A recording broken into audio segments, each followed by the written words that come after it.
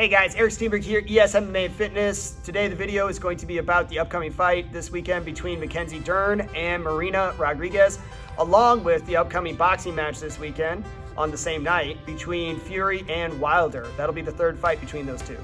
If you're just interested in hearing my prediction on who I think is going to win these fights, I'm going to take Dern and I'm going to take Fury. If that's the only reason you clicked on the video, I appreciate you watching the video. You can click off now. McKenzie Dern is 5'4" with a 63-inch reach, and she's an extremely high-level black belt. Marina Rodriguez is 5'6" with a 65-inch reach, and she's a purple belt in jiu-jitsu. The top things that McKenzie Dern needs to do in order to win is keep the pressure high. She needs to do a lot of cage wrestling. She needs to keep her boxing tight. She has a tendency to make her punches kind of wide. She needs to not be afraid to kick because it doesn't really matter if she gets taken down. Ultimately, McKenzie Dern wants to go to the mat. Marina Rodriguez needs to keep her boxing active, keep her punches really straight, no wide hooks or anything. She needs to stay away from the kicking game early. This is a 5-round fight. If she gets taken down, there's a high chance in the first round she could get subbed. She likes the tie clinch, but I would definitely recommend her against tie clinching in this fight. When you're dealing with such a good grappler, tie clinching can kind of get you swept or taken down, and you can end up on your back. If McKenzie Dern is on top of her in the first round of this fight, I pretty much can guarantee she's going to get a sub. Lastly, she needs to slow the fight down. The slower the fight goes, the more it's going to benefit her. If she is constantly wrestling with Derns or constantly exchanging back and forth with Derns, I actually think that's an advantage for Dern. So, what's my prediction? I think McKenzie Dern comes out, keeps the pressure high, goes for a lot of shots. It's not a big deal if she misses shots in this scenario, other than the fact that it's about a hit to her gas tank. If she can constantly throw strikes, keep her boxing okay, kick here and there, and then change levels, come back upstairs, maybe some more strikes, back into changing levels, she really is going to have to mix up that up-down technique where she's looking like she's going low and then she comes high, or she looks like she's coming high and then she goes low. If she can do that, she's going to get a pretty easy takedown. Rodriguez has not the greatest takedown defense. I believe she's almost like 50% of the takedowns that are done on her succeed. So if Dern's is smart, lots of pressure, lots of wrestling, it's okay if you miss a few shots. The goal is to get the fight to the ground. As soon as the fight's on the ground, it's pretty much her world. She can rest there, she can be calm, she can get chokes, etc. I am predicting a second round sub for McKenzie Dern. If Marina Rodriguez does win this fight, I think it comes from a kind of slow boxing match over a 5-round decision. I don't think that Marina is probably going to knock her out. I think Dern is durable enough and big enough to where she's going to be difficult to really hurt. But I could see Dern getting dropped here and there. But I think ultimately what's going to happen is Rodriguez circles, just hits ones and twos, hits her one a lot, doesn't overcommit on anything, just makes the fight slow and dull. That is the way she can win this fight. If I was her coach, I would literally tell her, I'd be like, don't worry about the boxing, don't worry about the strikes or anything. You're going to win the exchanges. Don't get heated while in there. The goal is going to be to circle, keep your straights down to pipe. You have the crisper boxing. You don't need to do anything more than that. Problem is, I think she'll get emotional. She's going to probably throw some kicks she shouldn't. She's probably going to tie clinch when she shouldn't. She's going to come forward when she shouldn't. And I think that those things are going to cause her to get taken down and subbed. On to Fury versus Wilder. This is their third fight. The first fight was a draw. The second fight was a corner stoppage. In the second fight, Fury dropped Wilder twice and busted his eardrum. Since then, there was a lot of excuses for why Wilder lost. But from my perspective, it just comes down to Wilder's not that technical of a boxer, and he's really a one-trick pony. Now, that one trick can stop anybody on the planet. Wilder, legitimately, in my opinion, might be the hardest hitting heavyweight possibly of all time. How do I judge that?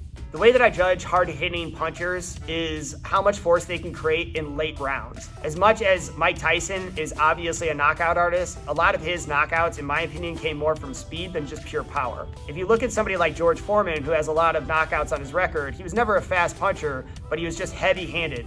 Wilder falls into that category for me. In other words, Wilder can knock you out 10 seconds before the bell in the 12th round.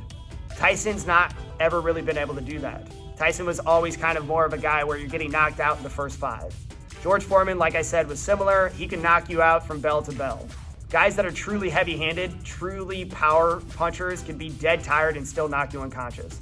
And that is the biggest thing that Wilder has going for him, and the reason he'll always be dangerous at heavyweight. Wilder has a decent amount of amateur and pro fights.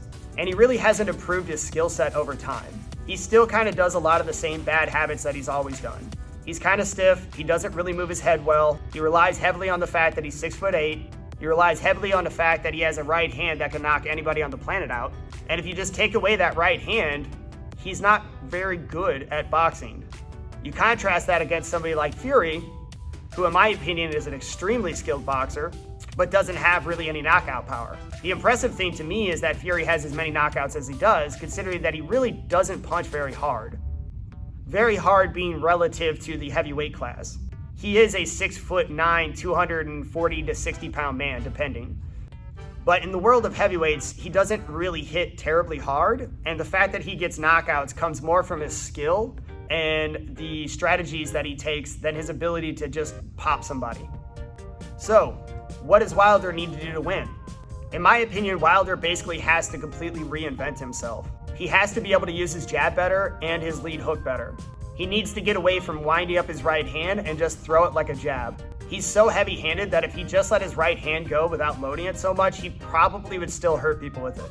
But because every time he goes to throw it, he basically winds back and then chucks it, he doesn't really land it as much as he really could. He needs to actually circle out of bad positions and stop putting himself so much on the ropes. His footwork is pretty bad, and that would have been the first thing if I was his coach I would have worked on. Because if he's just not able to get backed up and he can circle side to side, he has a lot more of a chance. Fury in their last fight basically wrestled him against the ropes and beat him up and wore him down. He created a very physical confrontation between the two where they were body on body for half the fight. He only hit when he wanted to hit, and when he felt in danger, he would come and clench, wearing down the smaller man. What does Fury have to do to win? Fury needs to show up like he did last time. He has had some personal life issues. His daughter recently had some major medical issues, from what I understand. And this could be concerning because he does have a tendency to have mental issues. He's very open about these, so I'm not just talking shit on him. That worries me only because he does tend to be very emotional out of camp, and he can kind of go all over the place when it comes to his training. That being said, a fat, out of shape, drinking version of him went to a draw in their first fight, and an in-shape version of him pretty much beat the brakes off of Wilder in their second fight. If he comes in somewhat decent shape, something better than the first fight, maybe not even as good as the second fight, I think he wins the fight. He's just the better boxer, plain and simple. He's extremely elusive. Even if he gets dropped in the fight, he's probably going to win the majority of the rounds, and he could stop it again. So for that reason, I'm taking Fury. All right, guys, so this was kind of a quick one today. I had to kind of put this together fast. I am leaving tomorrow to go corner fights, so I wanted to knock this out really quick. Thank you guys for watching. As always, if you liked it, please like it. If you can, share it. Please share it. That helps me the most. If you think I'm right, please comment. If you don't, please comment. If you think I'm stupid, please comment. I don't really care. Whatever you want to write, I will try to respond to. And I hope everybody has a great week and weekend, and I will see you guys later. Thanks. Bye.